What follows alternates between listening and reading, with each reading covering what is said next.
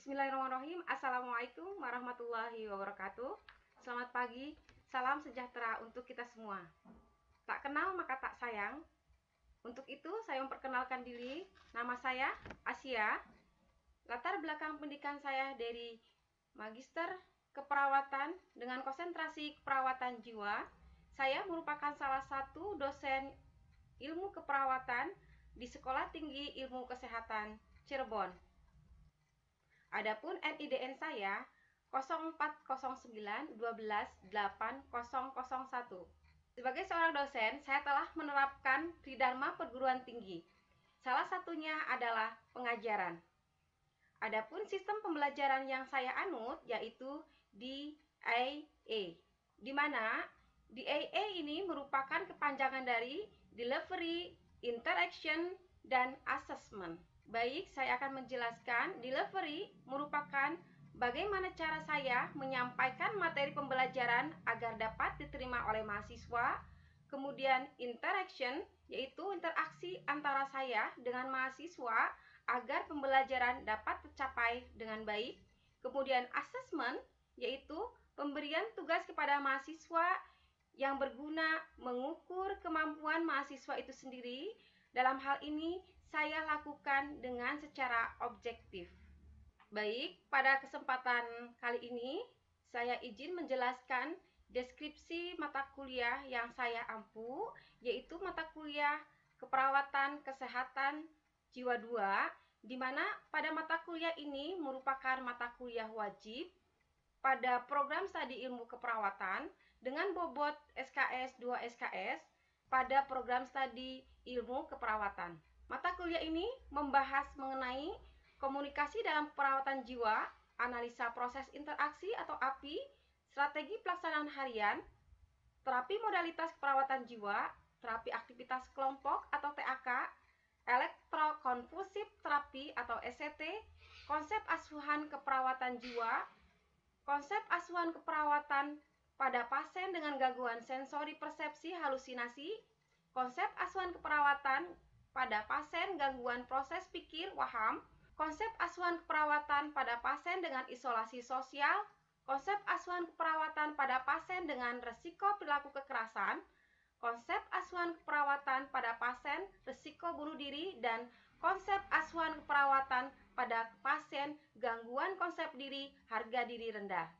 Adapun tujuan mata kuliah ini diharapkan mahasiswa mampu mengetahui dan memahami konsep serta mempraktikkan komunikasi terapeutik dalam perawatan jiwa, analisa proses interaksi atau API dalam perawatan jiwa, strategi pelaksanaan harian atau SPH, terapi modalitas perawatan jiwa, terapi aktivitas kelompok atau TAK pada pasien gangguan jiwa, kemudian elektrokonvulsif terapi atau ECT. Kemudian mahasiswa mampu mengetahui dan memahami konsep serta mempraktikkan komunikasi terapeutik dalam perawatan jiwa, analisa proses interaksi API dalam perawatan jiwa, strategi pelaksanaan harian atau SPH, terapi modalitas perawatan jiwa, terapi aktivitas kelompok atau TAK, elektrokonvulsif terapi atau ECT, konsep proses asuhan keperawatan jiwa pada pasien dengan gangguan persepsi sensori halusinasi,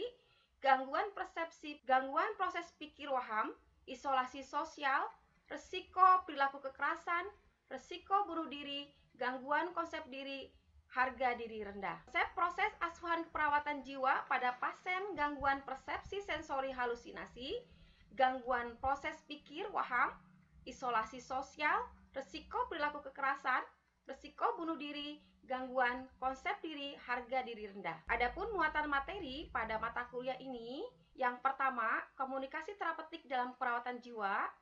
Yang kedua, analisa proses interaksi atau API dalam perawatan jiwa. Yang ketiga, strategi pelaksanaan harian. Yang keempat, terapi modalitas keperawatan. Kemudian yang kelima, terapi aktivitas kelompok atau TAK. Yang keenam, elektrokonvulsif terapi atau ECT. Yang ketujuh, proses asuhan keperawatan jiwa. Selanjutnya, konsep asuhan keperawatan gangguan sensori persepsi, halusinasi. Yang kesembilan, konsep asuhan perawatan pada pasien gangguan proses pikir waham. Yang kesepuluh, konsep asuhan keperawatan pada pasien dengan isolasi sosial. Yang ke-11, konsep asuhan keperawatan pada pasien dengan risiko perilaku kekerasan. Yang ke-12, konsep asuhan keperawatan pada pasien risiko bunuh diri. Yang ke-13, konsep asuhan keperawatan pada pasien gangguan konsep diri, harga diri rendah.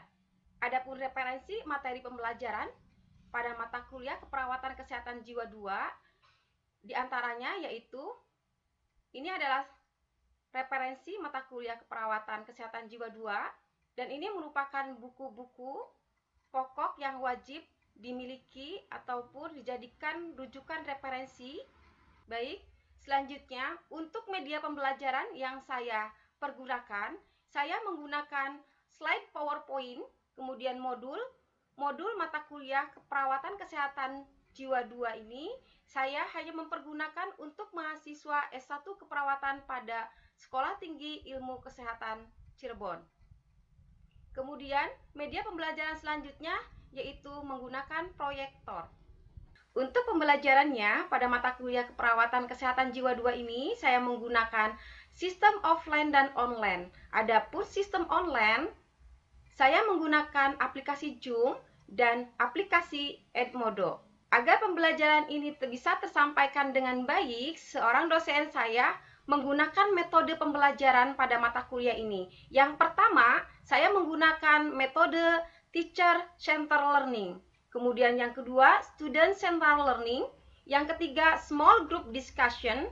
Dan yang keempat, role play. Dan yang kelima yaitu case study atau kajian kasus. Menurut saya, kelima metode pembelajaran yang saya gunakan ini sangat tepat untuk saya praktikkan di mata kuliah keperawatan kesehatan jiwa 2. Karena di dalam materi mata kuliah keperawatan kesehatan jiwa 2 ada beberapa materi yang menggunakan metode pembelajaran role play, yaitu memerankan ataupun memeragakan suatu peran di mana peran tersebut dapat dilakukan oleh mahasiswa secara kelompok. Contohnya pada materi komunikasi terapeutik pada keperawatan jiwa, di mana mahasiswa bisa mempraktekkan ataupun memerankan perannya sebagai perawat dan sebagai pasien, di mana mahasiswa tersebut bisa mempraktikkan komunikasi terapeutik pada pasien gangguan jiwa. Kemudian selanjutnya, adapun tempat pembelajaran yang saya dapat pergunakan untuk mata kuliah ini, saya menggunakan ruangan kelas dan ruangan laboratorium. Selanjutnya, untuk asesmen ataupun evaluasi pembelajaran yang saya lakukan kepada mahasiswa, saya membaginya dengan 4 bagian. Yang pertama, untuk tugas individu, saya membaginya 15%. Selanjutnya yang kedua, untuk tugas kelompok, saya membaginya 20%. Yang ketiga, ujian tengah semester, saya membaginya 30%. Dan yang keempat, ujian akhir semester, saya bagi 15%. Baik, itu merupakan penjabaran dari RPS mata kuliah keperawatan kesehatan jiwa 2 yang saya ampu. Kemudian saya izin share untuk memaparkan video pembelajaran mata kuliah saya dengan mahasiswa secara online.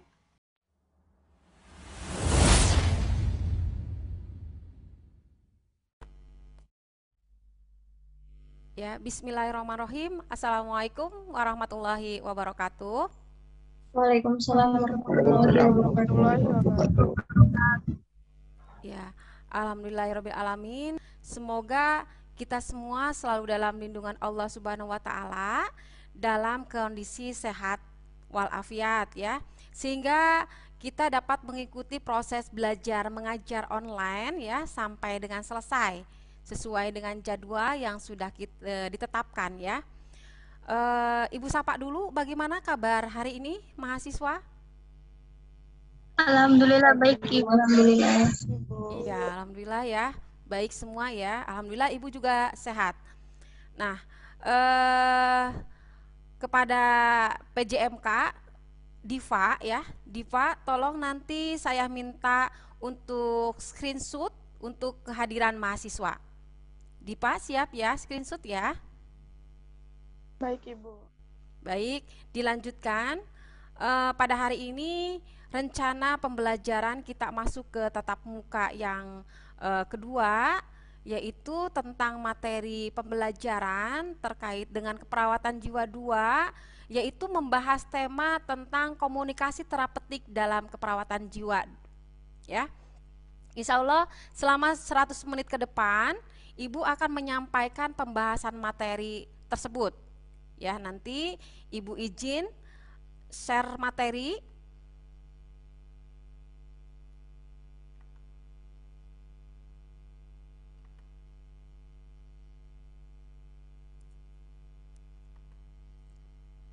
Sudah terlihat? Sudah, Ibu. Tentunya teman-teman mahasiswa mengetahui ya bagaimana dari komunikasi terapeutik dalam keperawatan jiwa. Penting tidak sih komunikasi terapeutik dalam keperawatan jiwa ini untuk seorang perawat, terutama perawat jiwa, karena kita sedang membahas dan memang mata kuliahnya keperawatan jiwa 2 ya.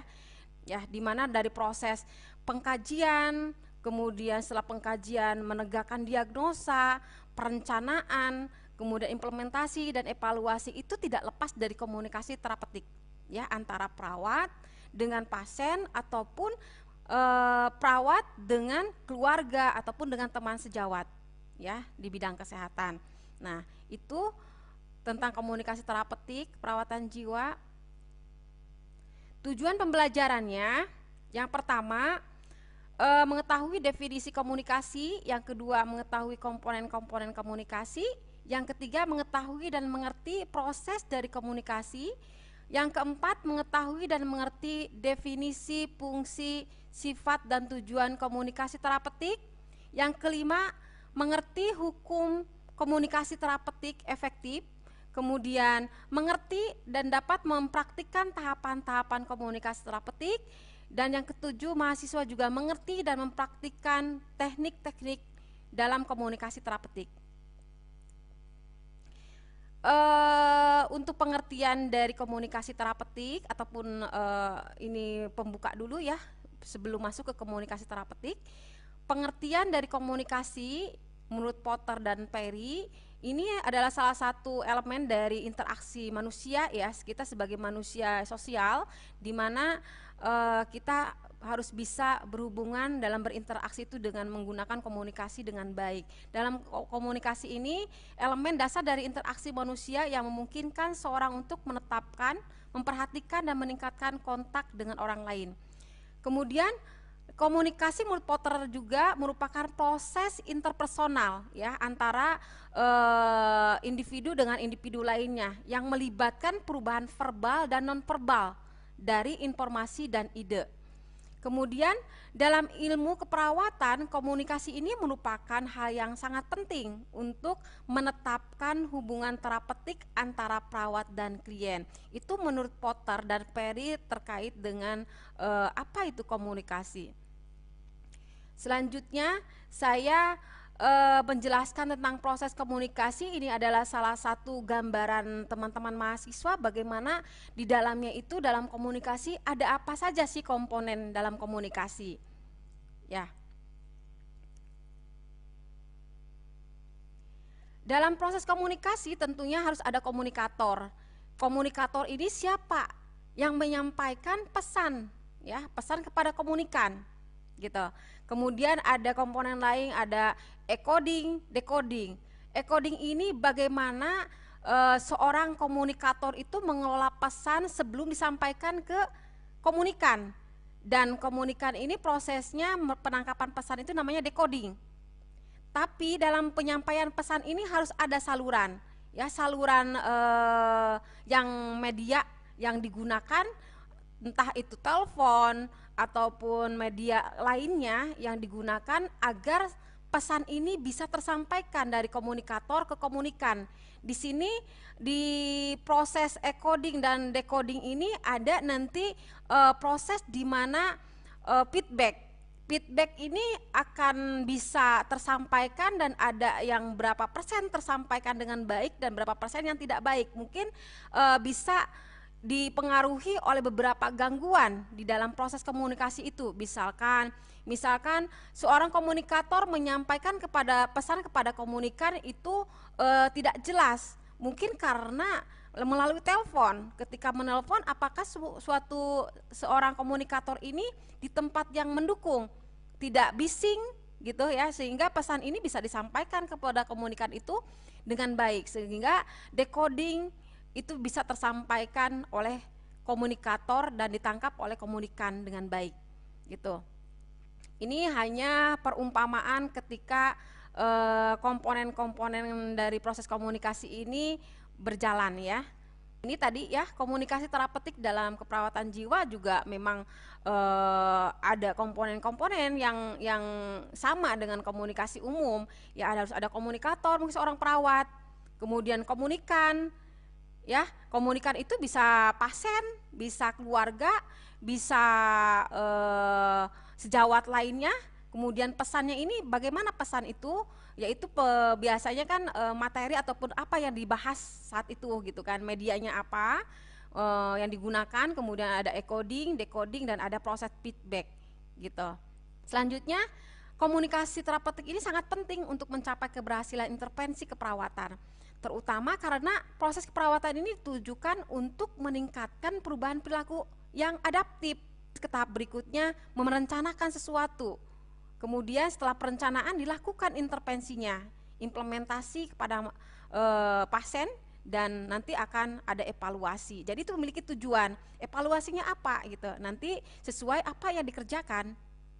Gitu ya. Jadi memiliki tujuan. Kalau komunikasi terapeutik itu memiliki tujuan yang di dalamnya itu tujuannya untuk meningkatkan perubahan perilaku pasien dari maladaptif ke adaptif.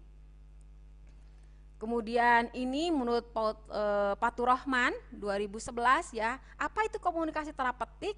Tidak jauh berbeda dengan sebelumnya, bahwa komunikasi terapeutik adalah komunikasi yang direncanakan ya dan dilakukan secara sadar, bertujuan, dan kegiatannya ini dipusatkan untuk kesembuhan serta pemulihan pasien.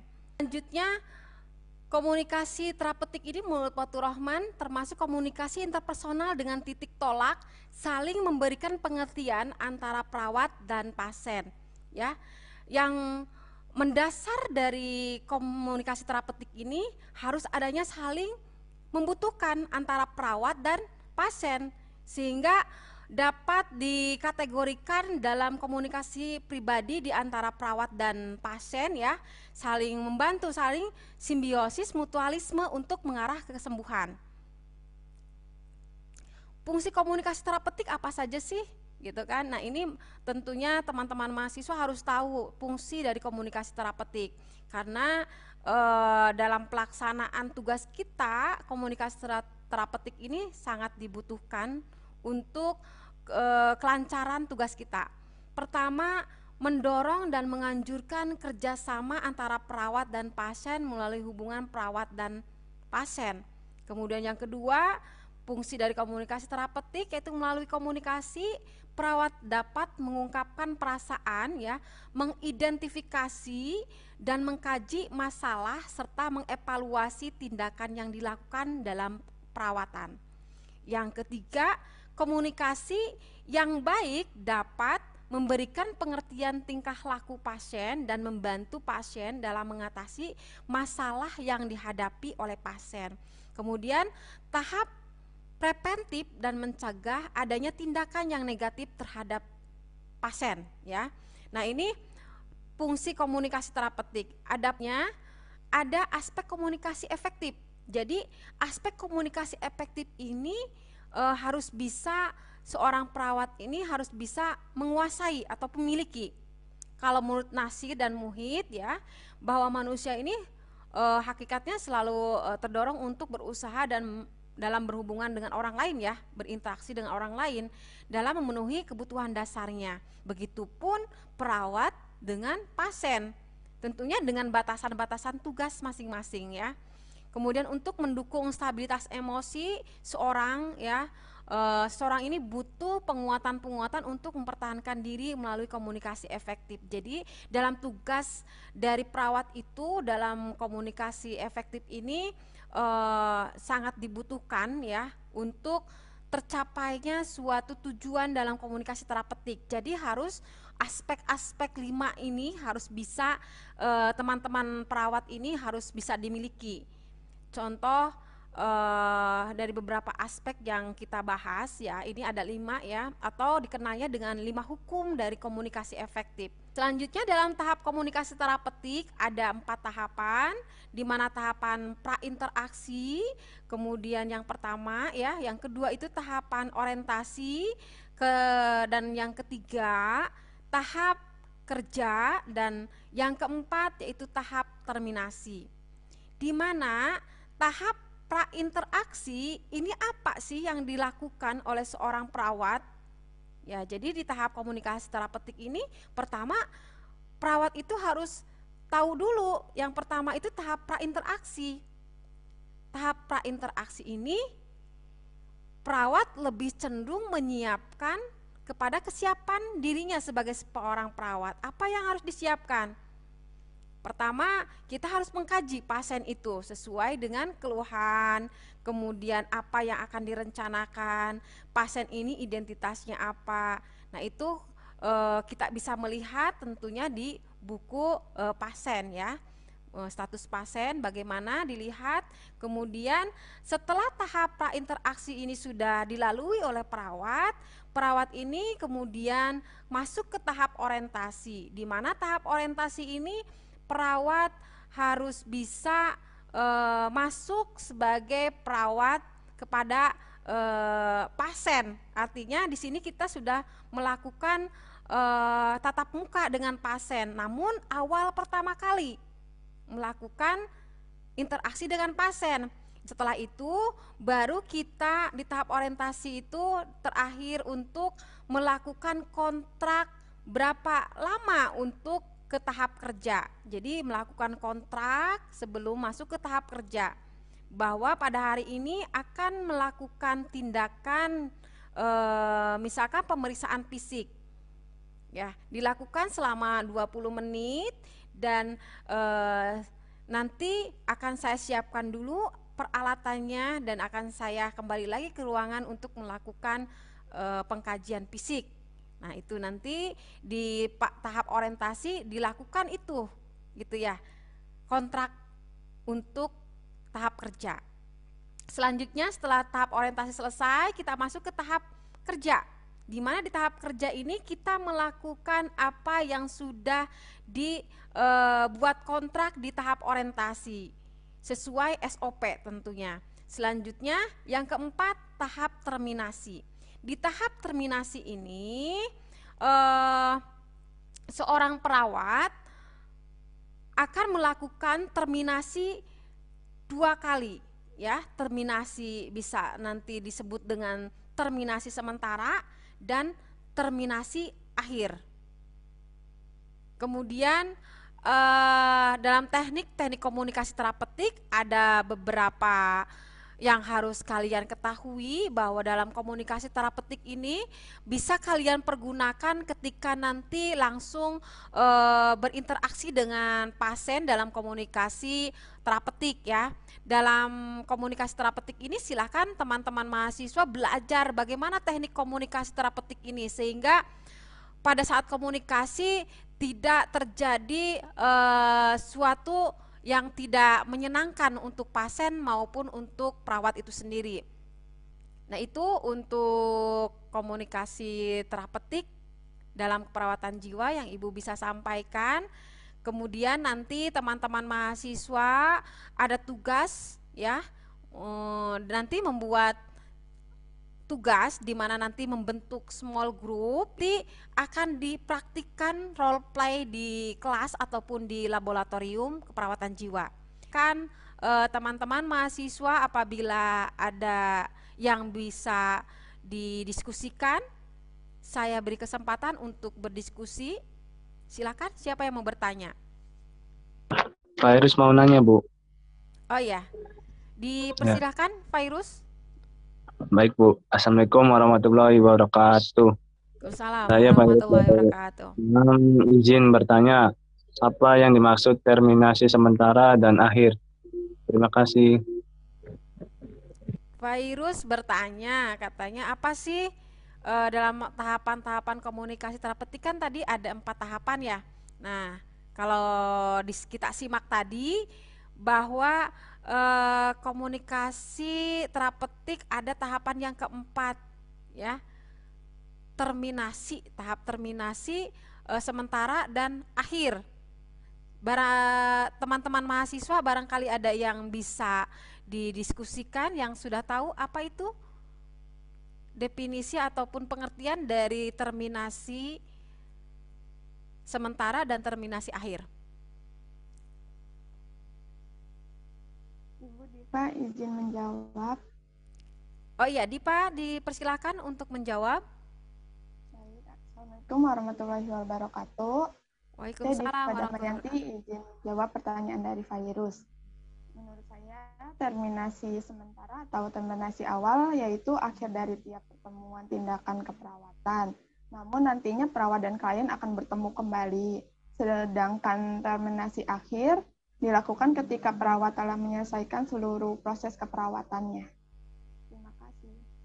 Iya, Diva. Saya satu lagi beri kesempatan kepada siapa yang mau memberikan jawaban untuk. Mohon izin Ibu Dinda ingin menambahkan sedikit. Ya, silakan Dinda. Izin menambahkan jawaban dari Diva, terminasi awal yaitu akhir dari tiap pertemuan. Namun setelah hal ini dilakukan, perawat dan klien masih akan bertemu kembali pada waktu yang berbeda, sesuai dengan kontrak waktu yang telah disepakati bersama. Sedangkan terminasi akhir yaitu pertemuan akhir dari tindakan keperawatan dan biasanya dilakukan saat klien sudah ingin pulang. Mungkin cukup itu, Ibu dari Dinda. Oh iya, terima kasih Dinda atas jawabannya dan Diva juga telah menjawab dengan baik ya. Virus bisa diterima. Ini Ibu bisa simpulkan ya. Tadi jawaban dari Diva dan Dinda itu sudah mengarah ke jawaban yang benar ya. Jadi kalau disimpulkan untuk terminasi sementara itu yaitu suatu kegiatan dari perawat itu pada saat mengakhiri kegiatan dan besok bisa ketemu kembali gitu. Ada tindakan selanjutnya, intervensi selanjutnya. Namun untuk yang tadi terminasi akhir ketika pasien ini mau pulang semua. Jadi terminasi itu mengevaluasi semua tindakan ataupun mengakhiri semua tindakan keperawatan di akhir pasien itu dirawat. Dia pulang, kita sudah menyelesaikan semua. Mungkin secara simpelnya seperti itu. Kalau tadi kan mungkin definisinya secara definisi teoritis ya. Nah mungkin itu pengaplikasian dari jawaban dari Dinda dan Diva. Virus bagaimana? Baik Ibu, terima kasih. Sudah paham Bu? Paham ya? Ya, terima Ya. kasih Ibu. Ya, alhamdulillahirabbil alamin ya. Teman-teman, nanti untuk daftar pustaka ya bisa diambil dari yang Ibu sudah cantumkan ya. Ini bukunya. Ya, nanti materi Ibu sampaikan di Edmodo. Kemudian berikutnya kita untuk pembelajaran tatap muka selanjutnya sesuai jadwal. Nanti biasa ya, seperti biasa sistemnya biasanya PJMK mengingatkan teman-teman ya, dengan kalau online kan biasanya menge-share link ya, menge-share link kepada teman-teman, di mana link ini biasanya sudah disiapkan oleh pihak akademik kepada dosen, kemudian dosen share kepada mahasiswa. Baik, itu yang bisa Ibu sampaikan untuk pertemuan hari ini ya. Nanti kita akan lanjutkan kembali di tatap muka selanjutnya, yaitu pertemuan yang ketiga. Kurang lebihnya apa yang Ibu sampaikan mudah-mudahan menjadi ilmu yang bermanfaat buat kalian ya, buat kita semua. Dan Ibu akhiri, wabillahi taufik wal hidayah. Wassalamualaikum warahmatullahi wabarakatuh. Waalaikumsalam warahmatullahi wabarakatuh. Terima kasih Bu. Ya, terima kasih semuanya.